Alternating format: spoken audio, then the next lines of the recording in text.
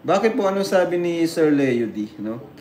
Kasi yun nga, nung nakaraan talagang medyo na ano talaga ako, na-offense, na-offend ako dun sa kinoment niya sa live ni Dr. Lab.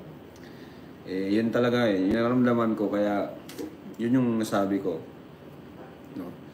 Siyempre, tayo, kung sabi ko nga, kung stress sila kay Biancy, mas stress ako kasi mas marami akong hawak po na beneficiaries. So sana yun lang naman pag-intindi ba, no? Pag-intindi lang. Wala namang ano sa akin. Pasensya na rin po kung may nasabi akong gano'n, di ko naman po talaga inaano yun. Na ano lang din talaga ng damdamin.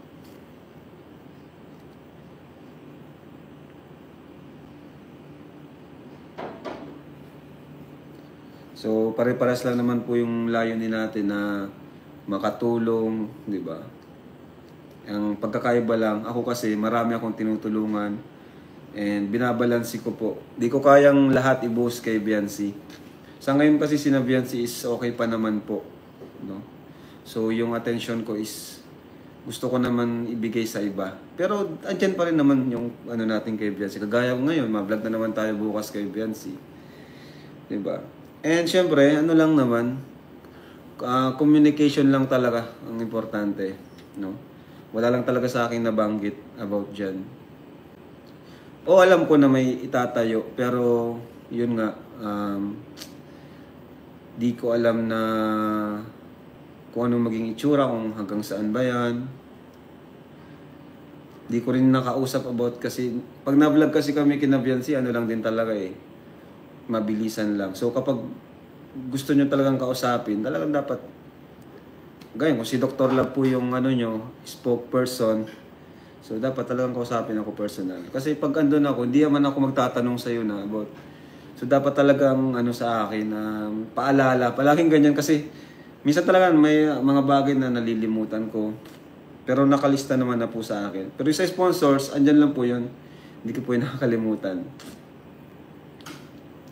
Ayan po. So bukas, pupunta po kami doon, alamin yung mga nangyari.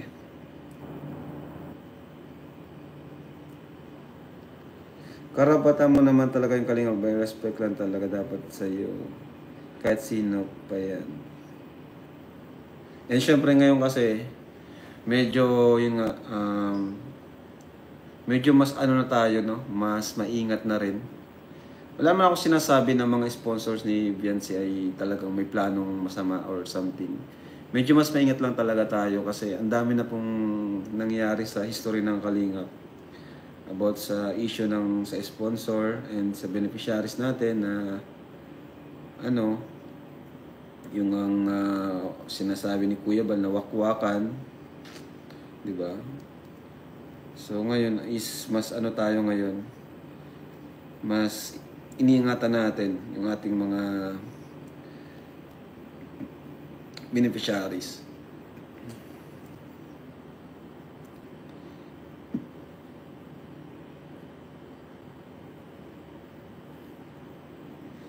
Ayan. Hayaan na lang natin kung sino ang gustong tumulong at gustong tulungan. Oo naman. Wala naman po akong sinasabi sa kanila na tulungan yung ano. Kumbaga, di ko naman sila fino-force na tumulong sa iba. Ang point ko lang is marami pa akong dapat unahin, hindi lang si Biancy. Yun lang naman po yung point ko. So, di ko naman sila pinipilit na tulungan din ako sa ibang beneficiaries ko.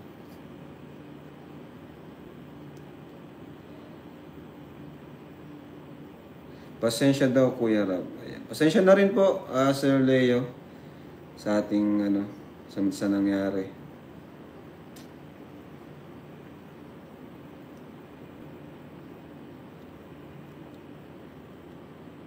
Kulang lang sa communication. Yun na nga po kulang lang talaga. Ako kasi mahirap talaga akong ma-message. Pasensya na rin kung mahirap akong ma-message. Minsan di ko nababasa. Pero ito naman po ang account ko. Sa mga gusto mag-message sa akin, message nyo lang po ako sa aking private account para ayan.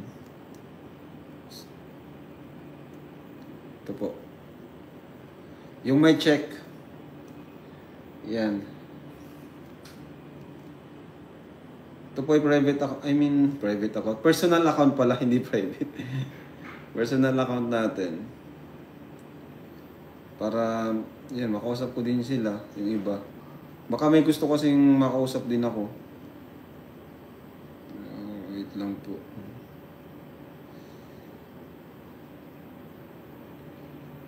Ayan po. Yan, may check. Message nyo lang po. At sigurado mapupunta po yung sa message request.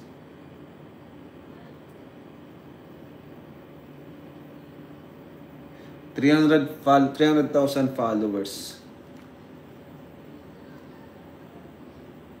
Live selling ng Danjoy is Sabado po, bago kami umalis. So yan po. Kailan ng Sabado? Baka birthday ni ni Dan.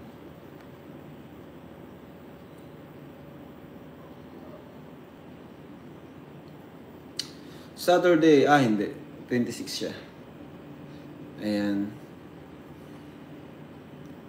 So, message nyo lang po ako or si Jack kapag may gusto po kayong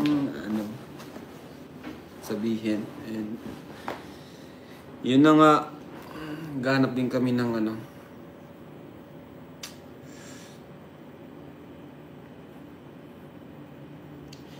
sana mabisita nyo rin sila Marian at Chloe, nakakaawa sila. Si Dr. Love na pong dyan. Bahala dyan.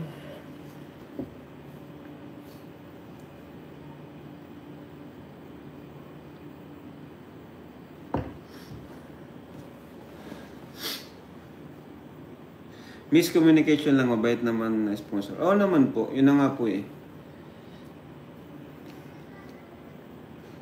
Mabait naman po talaga sila.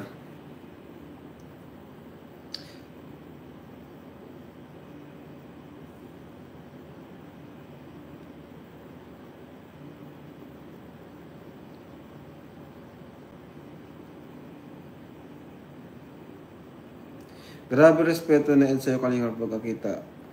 Ay siya, nakalip pala si Eds kanina. Yeah, pasensya na. Ako kasi Sunday talaga na malakas yung